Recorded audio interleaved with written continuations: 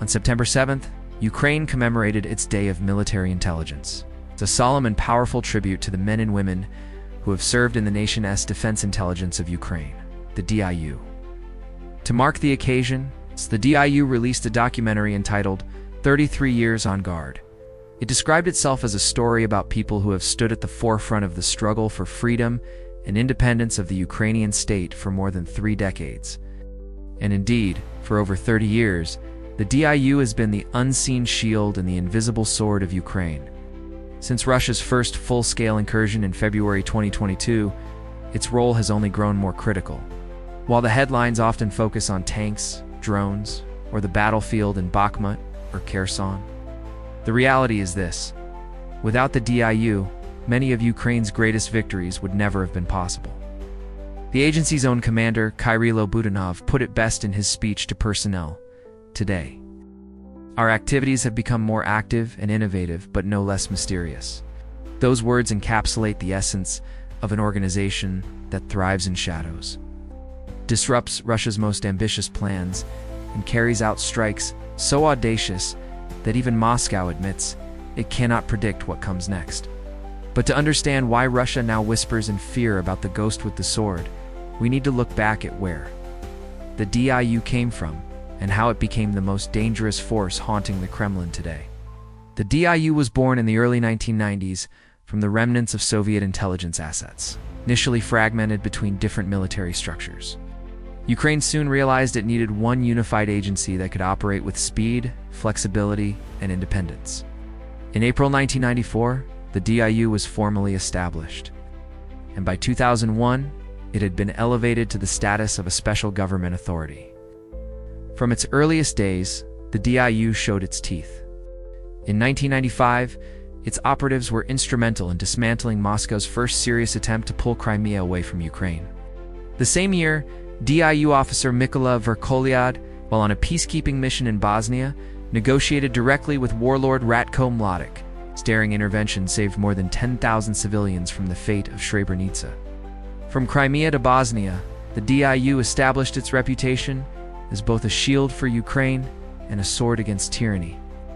The darkest period came between 2010 and 2014, under Russian President Viktor Yanukovych. Russian agents were installed at the top levels of Ukraine's defense system, systematically crippling the DIU. By the time Russia seized Crimea and stoked war in the Donbass, Ukraine's intelligence services had been hollowed out. DIU officers had to rebuild their capacity under fire, regaining vital intelligence at breakneck speed just to stop Russian offensives. This crucible forged legends. Units like Colonel Maxim Shapoval's men fought at Donetsk airport, earning the nickname cyborgs for their relentless defense.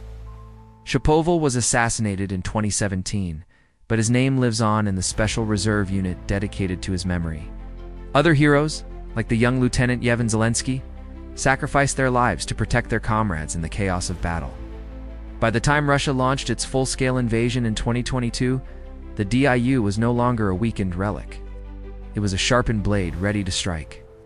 Perhaps no symbol captures the DIU spirit more than its emblem. Since 2016, it has depicted an owl plunging a sword into Russia. With the Latin motto Sapiens Dominabiter, asterisk, the wise will rule over the stars, it was a deliberate challenge to Russia's GRU, whose emblem features a bat and the phrase "only the stars are above us." The message was unmistakable. The predator has changed. The bat is now prey. The ghostly owl, silent and merciless, holds the sword. Under Kyrylo Budanov, the DIU expanded dramatically.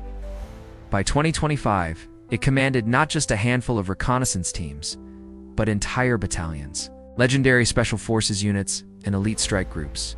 Among them, names like Kraken, Shaman, Timur, and Nobody have become infamous. But none send shivers down Russian spines, like the Ghosts in Group 13. The Ghosts specialize in deep strikes, sabotage, and asymmetric raids. They operate where Russia believes itself safe: in Crimea, in the Black Sea, even deep inside Russian territory. Their attacks on radar stations, S-400s, and critical air defense systems have left Moscow humiliated and exposed. Group 13, meanwhile, has pioneered naval drone warfare, rewriting the rulebook of modern combat. From destroying corvettes in the Black Sea to downing helicopters and fighter jets with drones, they've proven that David can not only slay Goliath, but do so with machines built in workshops far from the battlefield. In recent months, the DIU has taken its campaign to an entirely new level. The Ghosts have been relentless in Crimea, dismantling radar systems, electronic warfare units, and air defense networks, leaving gaping holes in Russia's shield. Their long-range FPV drones have set records, striking targets hundreds of miles away and proving that nowhere is safe. Group 13's naval drones have forced the Russian Black Sea Fleet to retreat, turning what was once Moscow's stronghold into a death trap for its warships. In May 2025, they made history by shooting down 2 Su-30 fighter jets, the first time naval drones have ever destroyed aircraft in combat, and still, the attacks continue. Each strike not only cripples Russia's military, but also sends a psychological message. You are never safe, not on land, not at sea, not even in the skies. The DIU's operations are not limited to Ukraine's borders. From Sudan, where they targeted Wagner mercenaries, to daring evacuations in Afghanistan, to suspected sabotage missions in Iran and Africa, the DIU has shown its reach is global. Budanov himself has vowed, "We will hunt Russian war criminals anywhere in the world." These operations blur the lines between conventional warfare, espionage, and counterterrorism. To Russia, it feels like death, with 1,000 cuts, delivered by a ghostly hand they cannot predict or control. Today, Russia faces not just Ukraine's army, but an intelligence service reborn through fire. With every strike, the DIU proves itself not just a guardian of Ukraine, but one of the deadliest special forces networks in the world. Its emblem tells the story clearly: the owl, the ghost, the sword. To Russia, these are not symbols, they are nightmares made real. And as the war grinds on, one truth becomes unavoidable. Russia cannot escape the ghost with the sword. Ukraine's deadliest unit will attack again and again, until the invaders are driven out or destroyed.